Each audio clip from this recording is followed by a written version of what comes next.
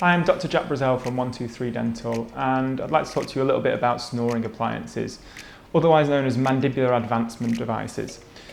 A lot of patients these days are finding that their quality of sleep is really bad, and this can be caused from being overweight to having airway issues, and it can be quite damaging to their health as well as their relationships.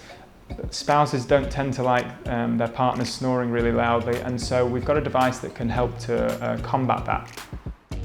You may have had a sleep study and they may have recommended a CPAP machine, which is probably the gold standard for breathing and airway issues.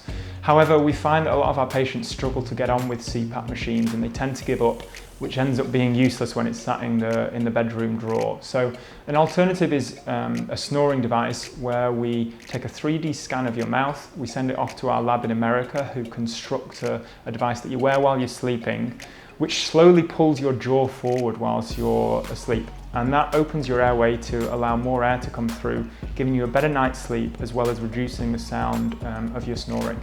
It's a really straightforward procedure, and if you want any more information, then don't hesitate to reach out. Thanks.